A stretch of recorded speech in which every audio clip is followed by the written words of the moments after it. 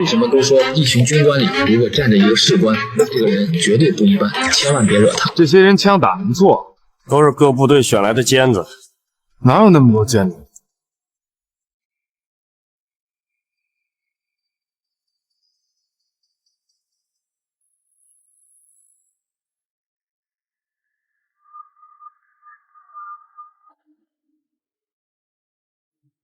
你有没有注意过这样一个画面？一群军官里面站着一个士官，你第一眼会想到什么？多半会觉得这人怎么好意思的，不尴尬吗？甚至会觉得他不懂规矩，很差劲。别急，如果你这么想，说明你只看到了最表面的东西。我告诉你，这个士官绝对是个狠角色。为什么这么说？首先你要明白，军官是管理者，士官是普通战士，他们能站在一起绝不是巧合，只说明一件事：这个士兵有着远超军衔的硬实力。军衔只是一张身份牌，真正藏在骨子里的韧劲和本事，才是他站在这里的底气。身边这些军官大多是部队里的尖子，一路顺风顺水，被宠着惯着，管好自己的一摊事就足够优秀了。可许三多不一样，他太清楚自己这一路是怎么走过来的，也太明白能站在这里有多不容易。从新兵年开始，他就受尽了冷眼和嘲笑，干什么都跟不上，谁都觉得他不是当兵的那块料。被分到荒无人烟的草原5班，大家照样针对他，不理解他，但他从不抱怨。在所有人都混日子的环境里，他愣是凭着那一股轴劲儿，坚持整理内务和训练，还带着大家修出了一条连团长都没能修成的路。后来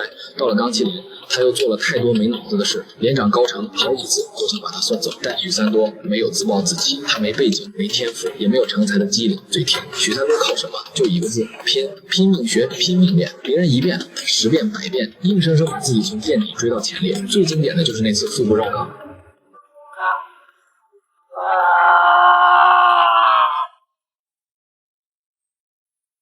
全班战友都看着他，硬是做了300多个，直接封神。成才不理解问：他值吗？对许三多来说，能换来战友和连长的认可，能让史金班长留下来，能证明自己不是孬兵，这就值。更难得的是，他有了一点成绩，从不飘。他知道自己没捷径可走，只能一步一个脚印死磕下去，所以他依然每天雷打不动的训练，不敢有丝毫放松。就算整个钢七连都解散了，只剩他一个人了，也准时准点出现在训练场。那段日子他是怎么熬过来的？一般人真的难以想象。在后面几次的演习中，他认准目标，绝不放弃，费尽9牛2虎之力，生擒王牌部队大队长。就这样一步一步，从被嫌弃的孬兵，慢慢赢得所有人的尊重和喜欢。最终在老 A 选拔中被元老看中，闯进顶尖的 A 大队，越来越有兵王的样子。现在的他早已不是当年那个在乡下畏畏缩缩、任由别人欺负的许三多，而是脱胎换骨的真正强者。在他眼里，身旁这群军官只是自己的战友，他不需要尴尬，更不觉得丢人，因为论经历、论坚韧、论一步一个脚印拼出来的实力，他才是这群人里最亮的明星。